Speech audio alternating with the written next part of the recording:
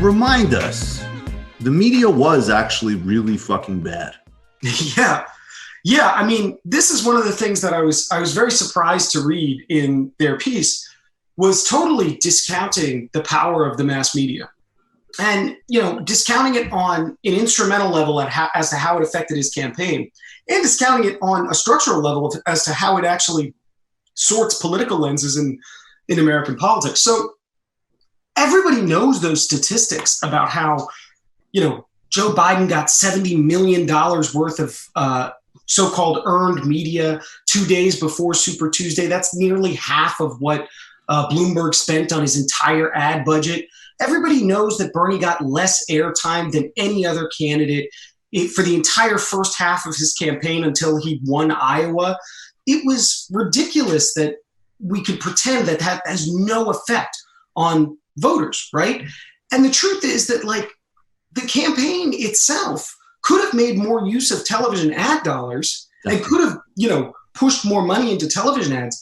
But all that says is that the media does matter. Because if it's the case that television ad dollars were a make or break in some counties here or there, then it's the case that nightly news coverage of Mayor Pete is why that man won Iowa and New Hampshire. It's hard to make any sense of why rural voters who don't particularly like Democratic candidates in general went for Pete Buttigieg in Iowa and New Hampshire, other than to say, look at how much media this guy got. Look at how much just totally quote unquote earned media. He just blanketed the airwaves all day long about how he was a wonderkind, how he spoke all these languages, he's brilliant, he could solve the crisis in the Middle East in 2 weeks. So these kind of things matter. And is electable. I mean, that's the biggest thing. Yeah.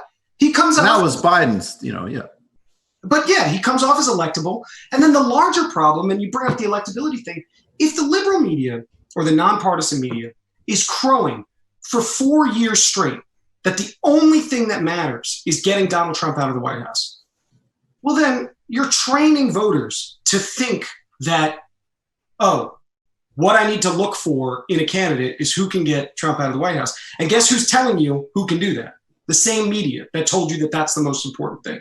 So it's significant that this was the first election where electability trumped issues across the board for Democratic primary candidates. But many Democratic primary voters said, no, I care more about getting an electable candidate than getting someone that agrees with me.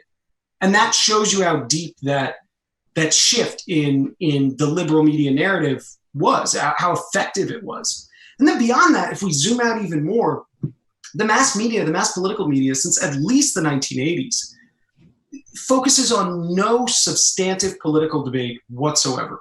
Their entire focus is on petty little squabbles in personality differences and things like that. They don't interrogate the meaning of policies. They don't bring on experts to explain how a socialized healthcare system works in Sweden. All they do is demonize the welfare state, regardless of what channel. They demonize the welfare state. They say it's failing. News anchors, if you watch any news anchor on the mass media, first questions they ask anybody who's proposing an expansion of the welfare state are hostile questions. Right. No one is ever like, I think this is a good idea. How do you think we should implement it? They're always immediately hostile to anybody who says they want to expand public goods.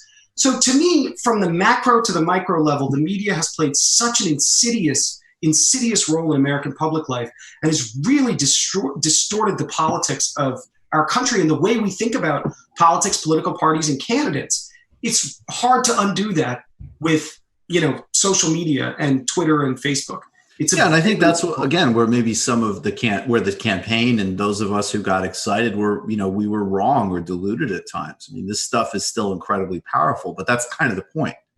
It's incredibly powerful. And also, again, this is something that actually that Tracy and Nagel point to correctly in terms of this electability thing. But then that brings us up again to another contradiction about how to deal with things like impeachment in Russia, which is like, and I think it's true. I think that clearly they needed to sit down before they ran and say to themselves, the real heart of this campaign is obviously getting rid of Donald Trump and getting rid of the conditions that led to Donald Trump. And that's talking about how rotten things are in this country for people who aren't rich, basically. And we're going to have and revitalizing labor and so on.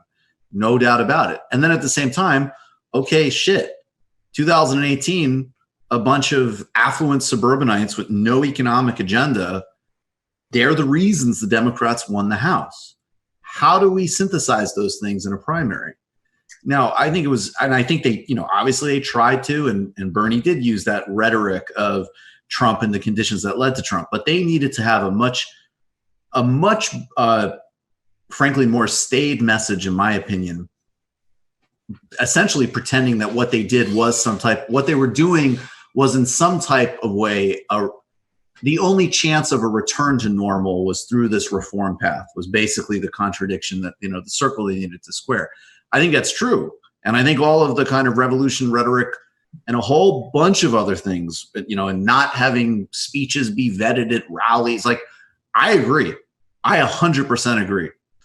And at the same time, again, I mean, just, what the comedy part of the piece for me was like, okay, and then going out and hitting like the biggest area that these people have been frothing at the mouth and propagandized about for 3.5 years, and, like announcing that that's bullshit. I don't see how that's going to work.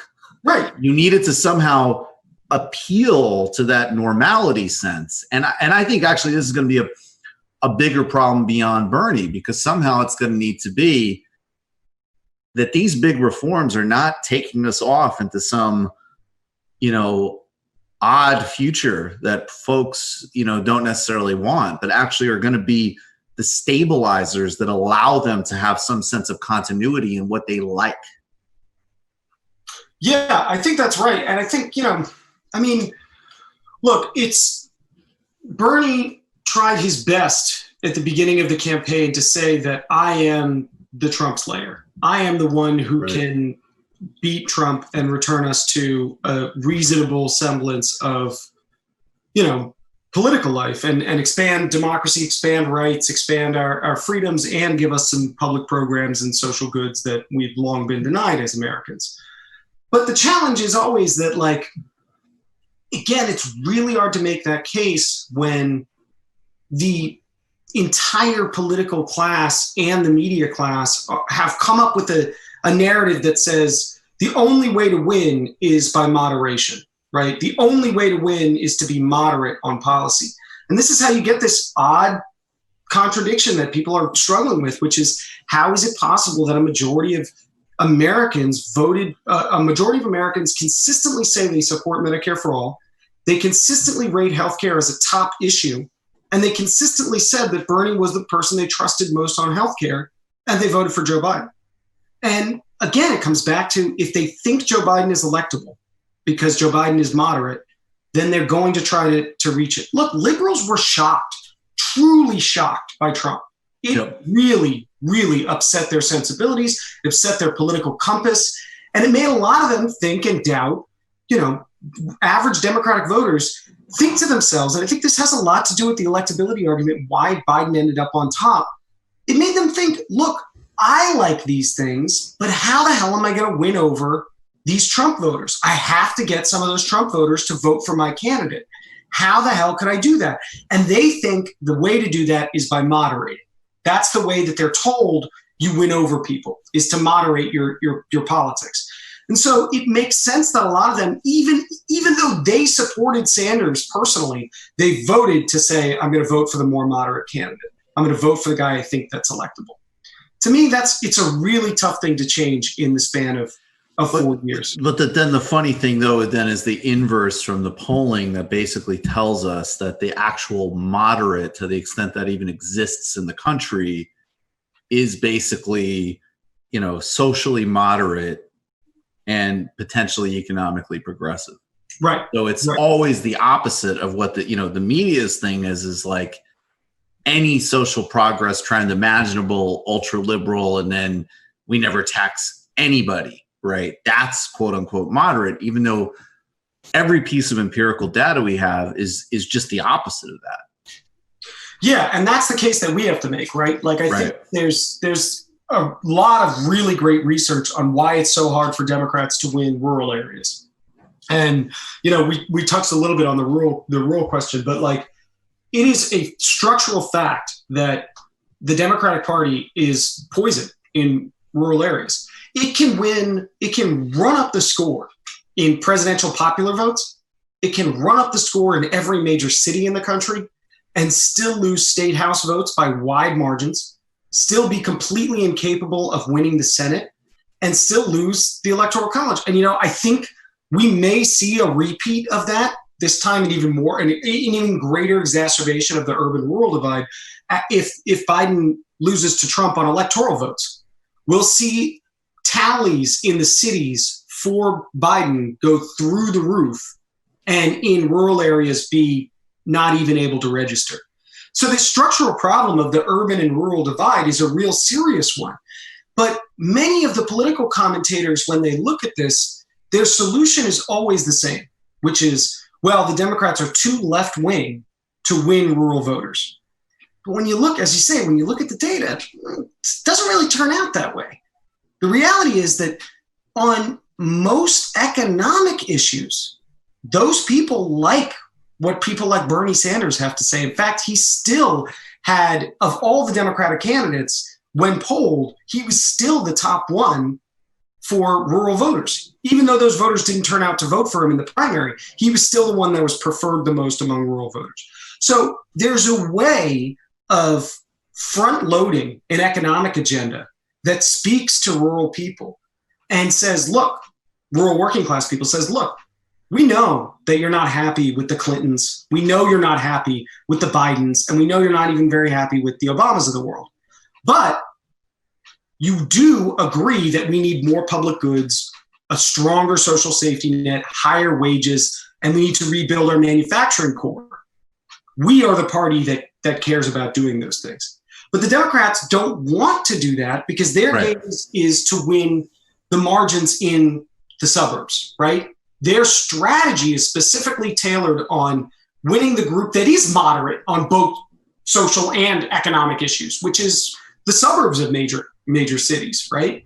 So if the Democratic Party can step out of its normal mode and think of itself as a party that's trying to win workers over to itself, it can start to win rural areas. But this is where I think we need to come in, because our insurgent candidates have to win rural areas. We have to prove that we can do this. We have to show positive proof that we can win non-college educated rural voters over to our project. And if we can do that, then, that to me is a real political revolution. It's a real shift in the way politics is done in this country, because all of the people say, if you go too left, a rural voter will never vote for you. And they all say the only way to win, white working class support is to be racist or to be, conservative or something like this. There's no real evidence to show that that's true, but we have to prove that that's not the case.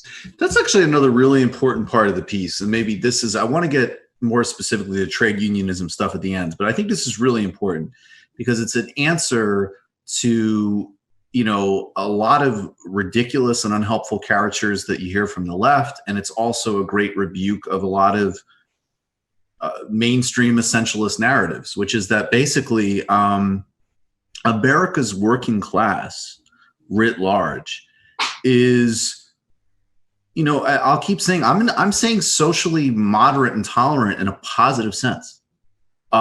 Numbers on immigration, as an example, especially relative to other industrialized countries, are enormously positive.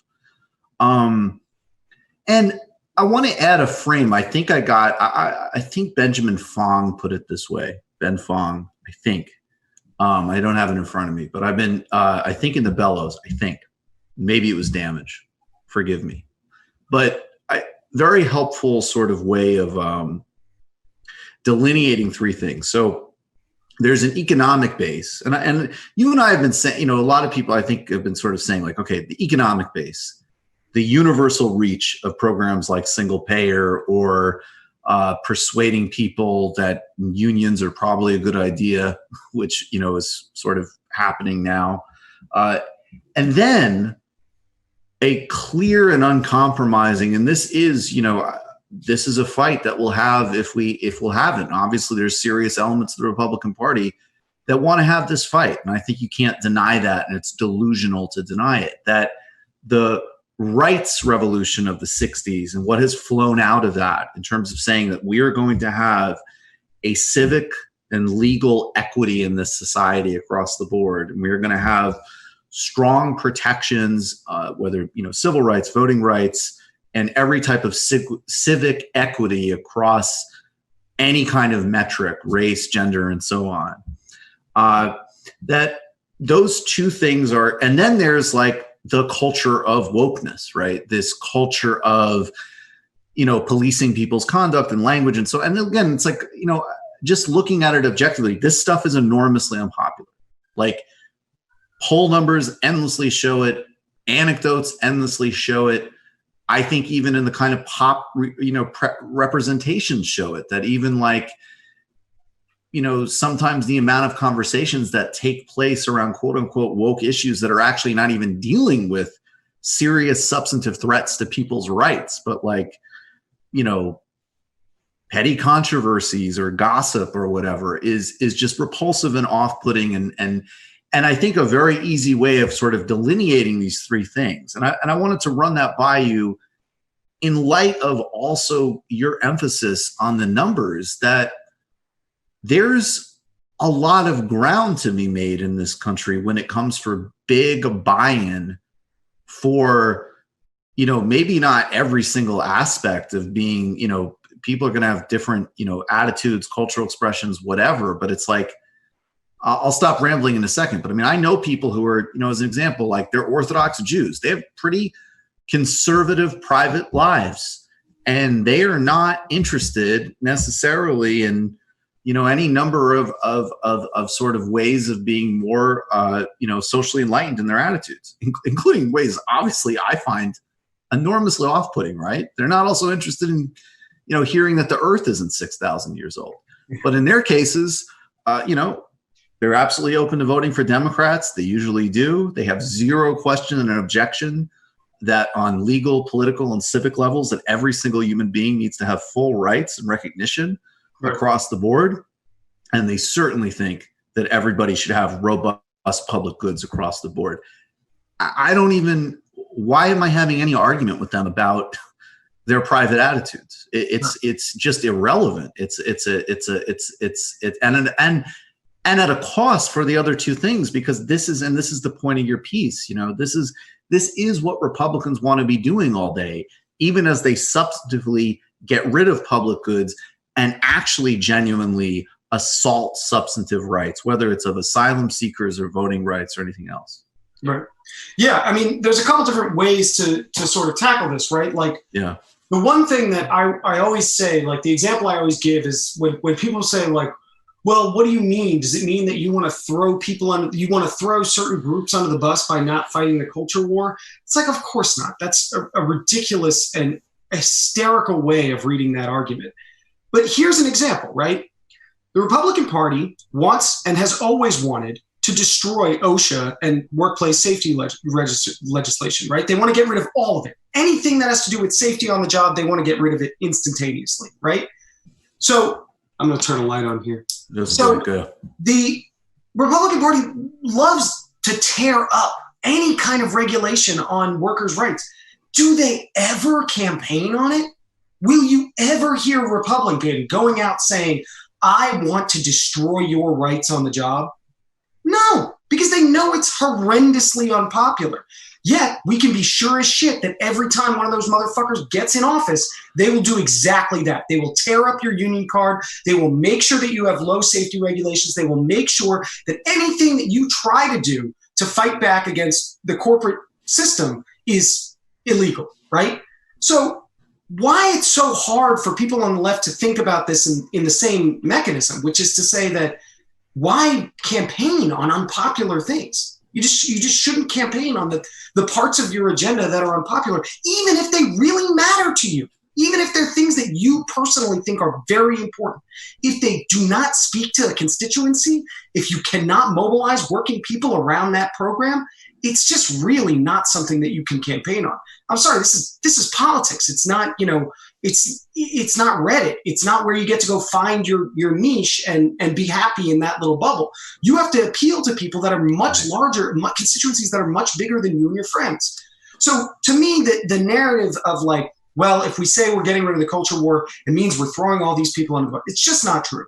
Second of all, the level of progress that working people, that we have made in this country among working people for things like the rights revolution is just astounding. And it's something that leftists, for whatever reasons, will not take the W on. Like, they will never say, yeah, civil rights was incredibly effective.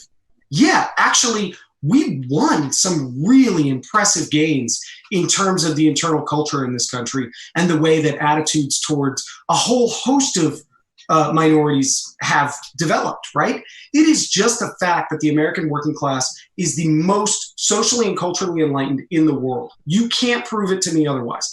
The average American worker has more tolerant, multicultural views on most things than workers in any other part of the world. And, Castro may disagree with me, but I have to say Castro might question that. And that doesn't mean, and again, look, does it mean that it's an endpoint? Does it mean that there still aren't a myriad of, of course there's still, and again, I even want to keep emphasizing the distinction between,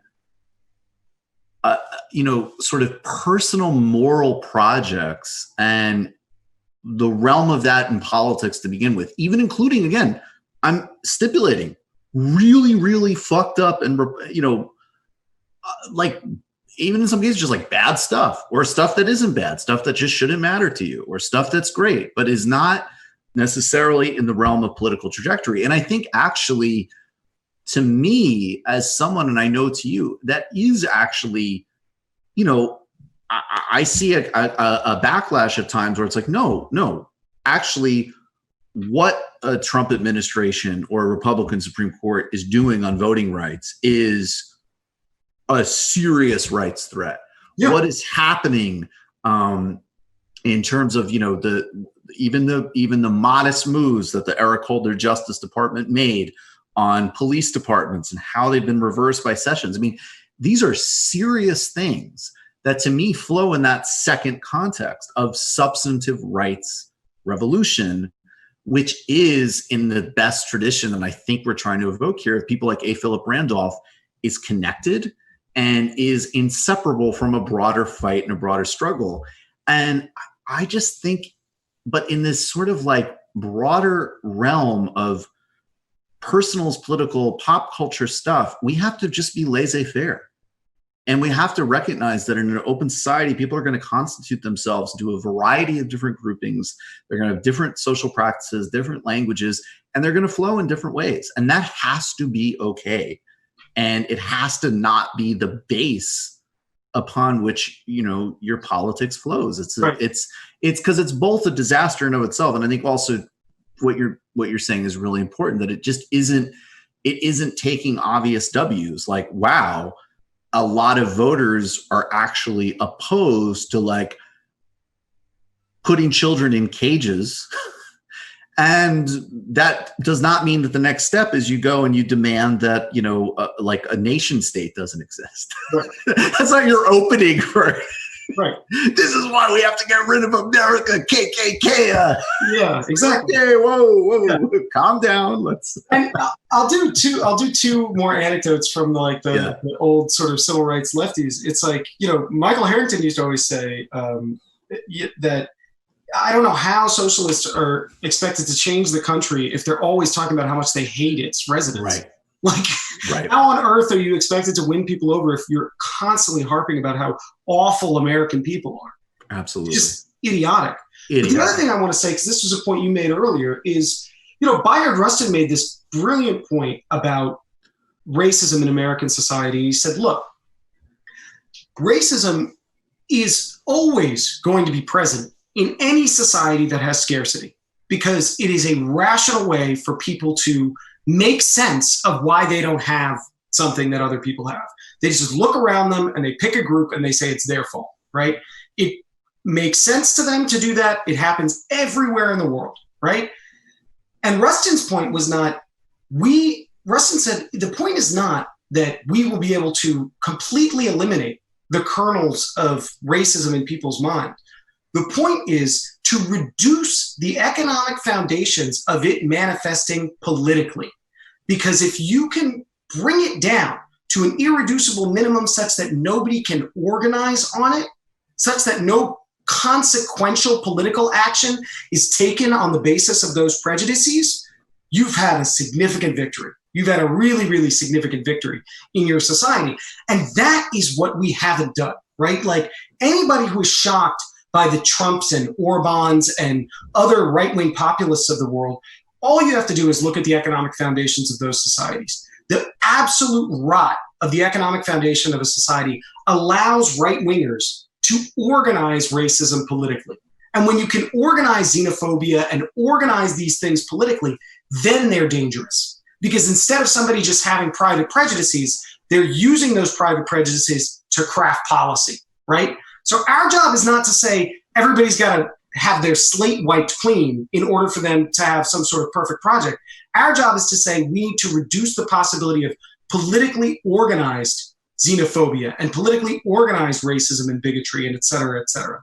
I think that we can do that without jumping into the realm of being sort of weird about our politics, just being weird. I mean, I think that a lot of the left can just be really weird and off-putting. And so yeah, it's as simple as that. We can win. We can do that. We can effectively say, look, you can keep voting for somebody like Trump, or you can vote for Medicare for all. And that is a way of saying, oh, well, okay, here's a divide that's meaningful. If we play the rights game, and this is where I think so much of the devastation of the left has created basically a Stockholm syndrome, where they're totally held captive by the rights game.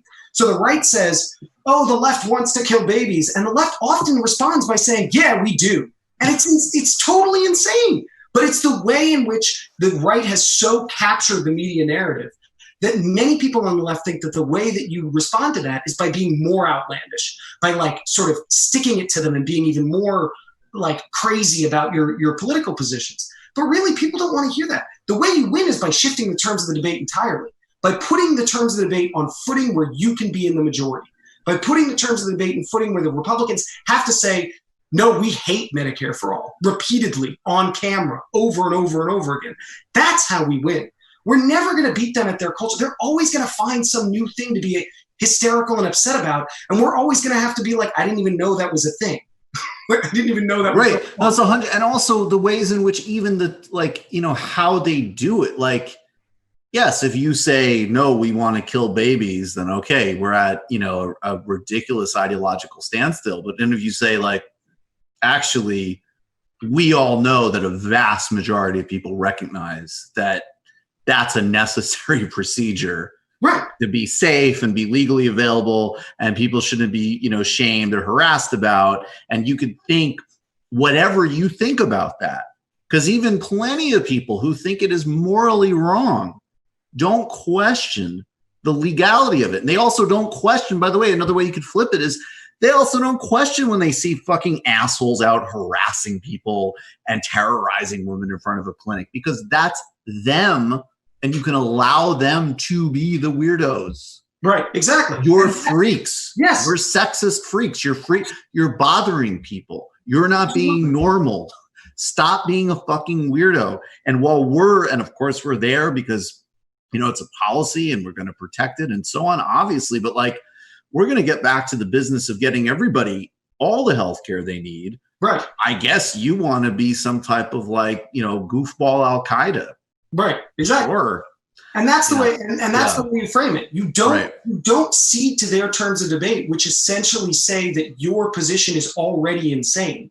You make them look like the fools they are and the weirdos they are by saying, look, actually what we want to do is expand healthcare to everybody. And part of that is saying, yes, most Americans think abortion is a good thing, and we think that we're going to protect it. So part of that means that people have to be able to afford it, don't you think?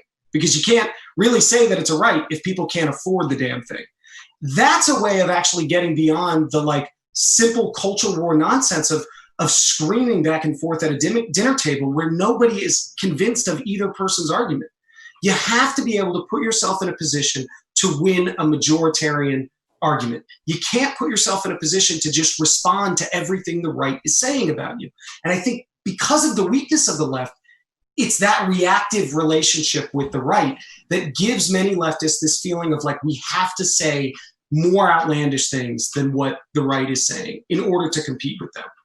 Or, we have to have an answer. Like, I don't want to, I don't want to get into to another sort of debate here, but like, I think it's very important and very useful to have some answers on monetary policy, and that's great, and that's very lovely, very useful. But like, we are not, the reason we are not doing these things is not because there is any type of misunderstanding about what we can do with monetary policy. In fact, Republicans are quite clearly comfortable with expansionary monetary policy. They just want it to give money to rich people and build weapons and do like aggressive primitive accumulation. Like these are the raw power dynamics. And I think it was just a really important point in your piece, though, to say that like, if you could just step back a little bit and have like a little bit more confidence in your fellow citizens, which, at some point you're going to have to, because the left is literally a mass project. You can actually see like, oh, there's actually like, there aren't as many, and because there are in some contexts, I think that, occasionally you look at polls, you're like, whoa, like this many people think that shit. That's difficult. It's difficult to be in Germany and say like, you're wrong about what's happening in Greece. And, I got to somehow persuade you, because there's practical effects of that. There a lot of areas in the United States in terms of kind of broad buy-in that we could certainly in a substantive way work off of, which is a good thing. You just watched a Michael Brooks show video. Subscribe to get them all. Why wouldn't you? Don't be foolish. Click subscribe below and become a patron as well. Patreon.com/TMBS. Thanks, everybody.